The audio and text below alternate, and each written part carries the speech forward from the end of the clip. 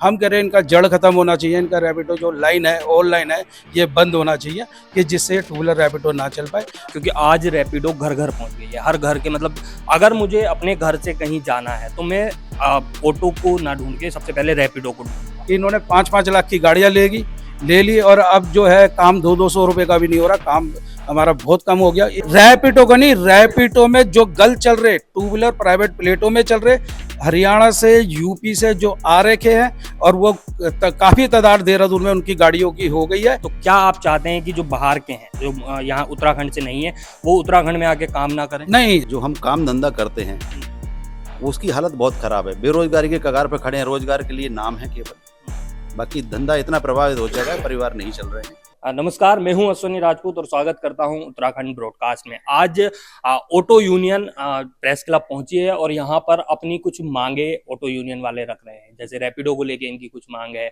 और e rickshaw को लेके इनका कुछ कहना है, तो वो सब हम इनसे जानेंगे। सबसे पहले अध्यक्ष जी हमारे साथ है। सर, क्या कुछ मांगे हैं आपकी जो आज आप प्रेस कॉन्फ्रेंस करने हैं? सबसे पहले तो आप वही बताइए।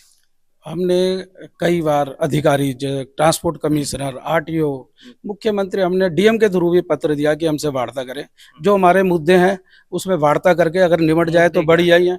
मुद्दे हमारा है टू व्हीलर रैपिडो जो प्राइवेट प्लेटों में चल रहे हैं, वो यूपी के नंबर, बिहार के नंबर और हरियाणा के नंबर, इस नंबर से बहुत ये टू व्हीलर चल रहे हैं और टैक्स भी नहीं दे रहे, प्राइवेट प्लेटों में चल रहे। इनका अगर कोई हादसा हो जाए तो इनको इंश्योरेंस भी नहीं मिलेगा। मतलब इतना बेहद हो गया कि देहरादून में पूरा जाल बिछा दिया इन्होंने टू व्हीलर। और हमारे ऑटो वालों का इससे काम खत्म हो रहा। हम टैक्स भी दे रहे गवर्नमेंट को, फिटनेस की फीस दे रहे, परमिट के दे रहे, हर चीज का टैक्स देने के बाद भी हमारा काम बिल्कुल खत्म हो जाए, इनको बढ़ावा दे रहे। अब आरटीओ कहता है हम चेक इन कर रहे हैं, 1-2 पकड़ लेते हैं, चेक इन कर लेते हैं, लेकिन ये तो हजारों की तादाद में। हम कह रहे हैं इनका जड़ खत्म होना चाहिए। इनका रैपिडो जो लाइन है, ऑनलाइन है, ये बंद होना चाहिए कि जिससे टू व्हीलर रैपिडो ना चल पाए। दूसरा मुद्दा है हमारा फिटनेस सेंटर का। फिटनेस सेंटर जो हमारे खुले हैं लाल तप्पड़ पे, रेशम माजरी में जो ऑटोमेटिक, हमें उसका विरोध नहीं है।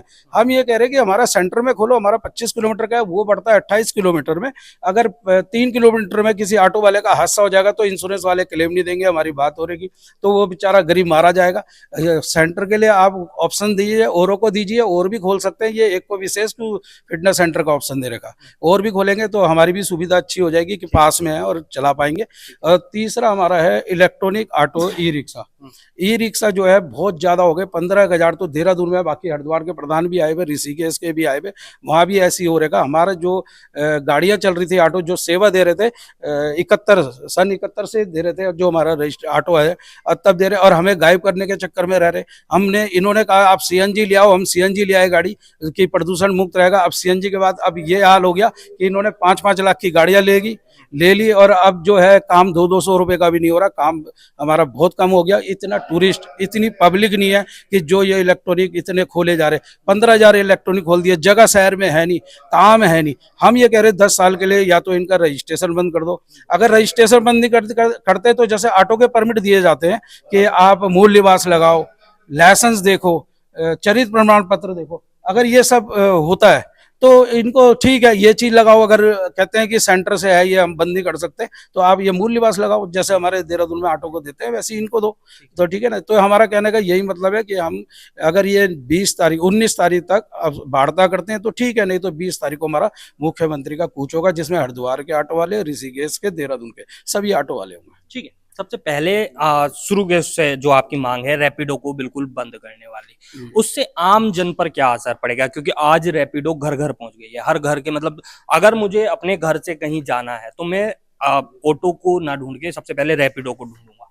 क्यों? क्योंकि सस्ता भी है और ऑटो वाले महंगे हैं, रैपिडो सस्ता है, और जहां जिसके घर पर छोड़ने को बोलूंगा वो उस घर पे छोड़ आएगा, बशर्ते जो ऑटो वाले हैं वो मुझे रास्ते में ही छोड़ देंगे। इस समस्या जो ये आज ये लोगों की जरूरत बन चुकी है रैपिडो, एक तरीके से देखा जाए, इस पर क्या कहेंगे? नहीं, हमारा ऑटो जो है ठेका परमिट है, एक जगह से दूसरा घरों में ही छोड़ता है। हमारा ऑटो कमर्शियल गाड़ी है, हमारा ये नहीं है। और आप कह रहे हैं कि रैपिडो जो है, रैपिडो में हमारे ऑटो भी चल रहे हैं, ऐसा कुछ नहीं, लेकिन हम विरोध कर रहे हैं जो टू व्हीलर प्राइवेट प्लेटों में चल रहे हैं, जो गाड़ी। आपने बोला कि रैपिडो को बंद कर दिया जाए, अभी नहीं, रैपिडो का नहीं, रैपिडो में जो गल चल रहे टू व्हीलर प्राइवेट प्लेटों में चल रहे, हरियाणा से यूपी से जो आ रखे हैं और वो काफी तादाद देहरादून में उनकी गाड़ियों की हो गई है। ना तो वो गवर्नमेंट को टैक्स दे रहे, हम टैक्स भी दे रहे, फिटनेस फीस दे रहे, परमिट रिन्यू कर रहे, वो तो 1 रुपए भी नहीं दे रहे और प्राइवेट प्लेटों में चल रहे। जो उनका अगर कोई हादसा हो जाए तो इंश्योरेंस भी नहीं मिलेगा। सवारी को ये पता नहीं है कि क्लेम नहीं मिलेगा कि 2 व्हीलर में बैठ रहे, कोई हादसा हो गया और प्राइवेट प्लेट, अगर उनकी कॉमर्शियल गाड़ी होती है तो हम मानते कि नंबर प्लेट है, कॉमर्शियल गाड़ी है तो चल सकती है, लेकिन कैसे समाधान क्या है? क्योंकि मान लीजिएगा आपने एक 2 व्हीलर करा और आप बैठे, उस पे नंबर प्लेट कमर्शियल वाली नहीं है, सिंपल वाली है। एक बाइक आई, उस पर बैठे और दूसरे अपनी डेस्टिनेशन पर पहुंच गए। मान लीजिएगा समाधान क्या है? क्योंकि अगर रास्ते में पुलिस वाले रोक भी लेते हैं, वो बोल देते हैं मैं रैपिडो से नहीं हूँ, क्योंकि नंबर प्लेट तो कमर्शियल है नहीं। पहचान किस तरीके से होगी उनकी, या सरकार को क्या इसके लिए, या इसकी जो जड़ है, जो जड़ है जहाँ से ये ऑनलाइन चल रहे, वो जड़ से ही, जब इन्होंने कॉमर्शियल में लाइसेंस दे रखा, प्राइवेट में लाइसेंस नहीं है, तो वहीं से बंद करवाना चाहिए सरकार को और शासन को, प्रशासन को। वहीं से बंद करो कि यह ऐप बंद किया जाए, क्योंकि वहाँ पे इन्होंने कईयों को लाइसेंस दे रखे, लेकिन कॉमर्शियल में दे रखे, प्राइवेट में नहीं दे रखे। इनका लाइसेंस जो कॉमर्शियल में है वो भी छीन लो, वो छीन लो, इनको जड़ ही खत्म करो ना, कि अब एक एक दो दो कहाँ तक पकड़ते रहेंगे। ये तो जाल बिछा पड़ा। इनका जो जहाँ से शुरुआत है वहीं बंद किया जाए। ये वहाँ नोटिस दें। अब ये 1 लाख रुपए का चालान करते हैं तो उनके जो रैपिडो वाले हैं वो भर देते हैं, तो इनका तो वहीं से जड़ खत्म होनी चाहिए जहाँ से चालू है। दूसरा सवाल लेता हूँ। आपने बोला कि यूपी, हरियाणा और बाहर के राज्यों के आगे यहाँ पर अपना कारोबार कर रहे हैं, इस तरीके की चीजें। तो क्या आप चाहते हैं कि जो बाहर के हैं, जो यहाँ उत्तराखंड से नहीं है, वो उत्तराखंड में आके काम ना करें? नहीं, पूरे इंडिया में कोई भी कहीं भी काम कर सकता है, लेकिन जायज ही तो करेगा। अगर वो नजायज करेगा, गलत उससे चलेगा, प्राइवेट प्लेटों में चल रहा कि कॉमर्शियल नहीं चला रहा तो वो गलत कर रहा। हम ये बोल रहे हैं जो गलत कर रहा है उसे बंद किया जाए। अगर वो कॉमर्शियल प्लेट में चला रहा तो चलाए, बाहर से आ रहे के सबको हक है कहीं ना कहीं कमाने का, आप कमा सकते हो, लेकिन वो प्राइवेट प्लेटों में चला रहे, गलत चला रहे। ठीक है। अगला सवाल, सीएनजी और ई रिक्शा की आपने बात करी, तो ई रिक्शा से कहीं ना कहीं सरकार को फायदा हो रहा होगा, आम जन को फायदा हो रहा होगा, क्योंकि शायद ई रिक्शा वाले भी सस्ता कर रहे होंगे, तभी इतनी ज्यादा संख्या में ई रिक्शाओं को एंट्री मिल रही है। सरकार ने गजट उसका सॉल्यूशन ये है नहीं, जैसे उनको परमिट से एग्जेम्प्टेड कर दिया ई रिक्शा को, आप ऑटो रिक्शा को परमिट से एग्जेम्प्टेड कर दीजिए, हमारी भी सीमाएं खोल दीजिए। जब आप हमसे परमिट मांगते समय विभिन्न प्रकार की टर्म कंडीशन लगाते हैं, उन पे भी लगा दीजिए आप।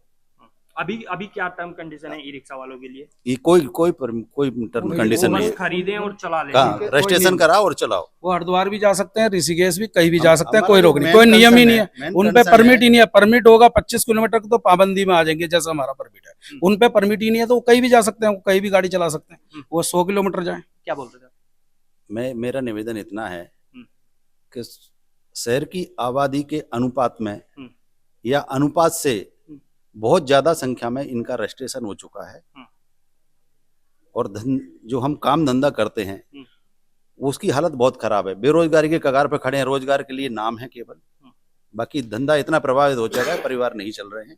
इसलिए हमारा मेन मुद्दा ये है, मुख्य मांग सरकार से यही है कि इनके अब तक जो रजिस्ट्रेशन हो चुके वो हो चुके, अब जो है इन पे सड़क सुरक्षा, जो जिले में सड़क सुरक्षा समितियां बनी हुई हैं, उनसे रिपोर्ट लेके आगे से इनका रजिस्ट्रेशन ना किया जाए। ठीक है। रूल रेगुलेशन की अभी आप बात कर रहे थे, आपने प्रेस कॉन्फ्रेंस में रूल रेगुलेशन की बात करें। अगर परमिट की बात को हटा दिया जाए कि परमिट चलो मान लीजिएगा नहीं लिया, एक रूल फॉलो नहीं हुआ है, उसके अलावा अगर देखा जाए तो जो ऑटो यूनियन है, ऑटो वाले, जो ऑटो चलाने वाले हैं, वो भी किसी तरीके के रूल रेगुलेशन, बहुत टाइम बार देखा गया है, शिकायतें भी आती रहती है, वो भी कई तरह के रूल रेगुलेशन फॉलो नहीं करते। तो जो रूल्स का पालन नहीं कर रहा है, वायलेशन कर रहा है, आप उसके खिलाफ चालान की कार्रवाई करें, अथवा जो भी उसके सक्षम रूल्स में जो भी उसके खिलाफ कार्रवाई हो सकती है वो करें। उसके लिए सरकार के लिए कोई विरोध नहीं है उसका, क्योंकि परमिट दिया जाता है, उसमें नियम होते हैं, नियम के अनुसार चलते हैं, नहीं होता तो अधिकारी चालान भी करते हैं। कोई गलत होता है, सारे एक जैसे नहीं होते, एक आधा कोई गलत होता है तो उस पर कार्रवाई भी होती है। उस पर कार्रवाई करें, उसके लिए कोई दिक्कत, चालान काटो, आप उसको बंद करो, जो भी जो सेक्शन के वो वायलेशन कर रहा है। सरकार तक अपनी जो मांगे हैं ये पहुंचाने के लिए आप क्या कुछ कर रहे हैं? अभी हमने ज्ञापन दिया है, ट्रांसपोर्ट कमिश्नर को भी दिया है, मुख्यमंत्री की जगह प्रेषित किया है। अब आज जैसे प्रेस वार्ता हो रही तो संभव है कि सरकार आगे की क्या रणनीति है? अभी फिलहाल में उनकी वेट कर रहे हैं, वेट एंड वॉच की स्थिति है। बुलाएंगे तो हो सकता है मुद्दा सॉल्व हो जाए, नहीं होगा तो फिर आगे जैसे हम सब लोग विचार करेंगे वैसा। ई रिक्शा का सरकारी गजट है 2019 का, इसमें साफ लिखा है कि 8 बजे से 8 बजे तक मुख्य मार्गों में नहीं चलेंगे, धड़ेले से चल रहे हैं। किस वजह से चल रहे हैं, किससे मिल के चल रहे हैं, कुछ पता नहीं। जब ये गजट पास हो गया 8 बजे से 8 बजे तक मुख्य मार्गों में नहीं चलेंगे, फिर भी चल रहे हैं। हमारे यही है कि मुख्य मार्गों में जब गजट पास हो गया तो ना चले, लेकिन अभी खुलेआम चल रहे हैं, कोई रोक टोक नहीं है, क्योंकि अब पुलिस वाले भी कहते हैं कि हमें पे तो पता ही नहीं कि इनका गजट बन गया। जब इन्होंने नियम बनाए तो सब जगह बताए नहीं होंगे कि गजट बन चुका है, ये 8 बजे से 8 बजे तक नहीं चलेंगे, क्योंकि खुलेआम चल रहे हैं। तो 2 साल पहले सुनील कुमार यहाँ पर जो शर्मा थे और एडवोकेट थे, उन्होंने ये कहा था कि यातायात पुलिस को बुलाकर हम आपके साथ उनकी मीटिंग करवाएंगे। और जो ये गजट नोटिफिकेशन की बात कर रहे हैं, ये ऑलरेडी गली कूचों में ही चलेंगे। लेकिन आज तक ऑटो रिक्शा के साथ कोई ऐसी बैठक नहीं हुई जिसमें यातायात के पुलिस अधीक्षक मौजूद हों और इस पे कोई निर्णय हो या कुछ मिनट्स बने कि हाँ आज से इस पे नहीं चलेंगे। लेकिन उससे और ज्यादा दुगना जो है, हर चौराहे पर ये सारे के सारे ऑटो खड़े हैं, जैसे सहारनपुर चौक पर हैं, इधर हरदा रोड धर्मपुर है, इधर वगैरह वगैरह उसमें है, मलपुर रोड पर आईएसबीटी पर है। ट्रैफिक जो देखते हैं बेसिकली उनकी गलती है कि वो सही से जानकारी नहीं पहुंचा पा रहे। ट्रैफिक बहुत ज्यादा प्रभावित हो रहा है। एक तरफ तो सरकार कह रही है, पुलिस कह रही है कि इससे बहुत भीड़ भाड़ हो रही है और आने जाने वालों को बड़ी दिक्कत हो रही है, और दूसरी तरफ इसका जो है इतना दुरुपयोग हो रहा है, उसको सड़कों पर चलाया जा रहा है जिससे कभी भी कोई दुर्घटना हो सकती है, कभी भी, और हो रही है दुर्घटनाएं, इसमें कोई डर नहीं है। तो हमारी मांग बराबर ये है कि इनको जो है गजट नोटिफिकेशन के आधार पर ही जहां से उनको चलना वहीं पर चलें, ये मेन रोड पर ना है। ठीक है, ठीक है। लास्ट में बता दीजिएगा कि मांग मुख्य जो अगला कदम है वो क्या होने वाला है अगर सरकार आपकी नहीं मानती? 19 तारीख तक हम वेट कर रहे हैं। हाँ। 20 तारीख को मैं मुख्यमंत्री आवास का कूच करेंगे, जिसमें हरिद्वार के ऑटो वाले, ऋषिकेश के ऑटो वाले, उनके प्रधान भी आ रखे हैं, और देहरादून के सब मुख्यमंत्री आवास का कूच करेंगे। ठीक है।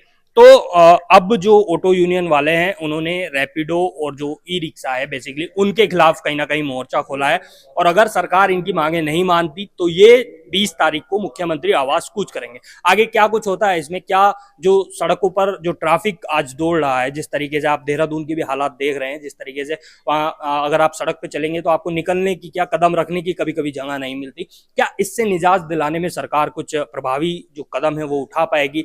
जो ई रिक्शा की जो समस्या ये बता रहे हैं वो क्या सरकार दूर कर पाएगी, या जो 2 व्हीलर्स को लेके ये समस्या बता रहे हैं वो सरकार दूर कर पाएगी? इस पर आगे अपडेट देते रहेंगे। तब तक के लिए धन्यवाद।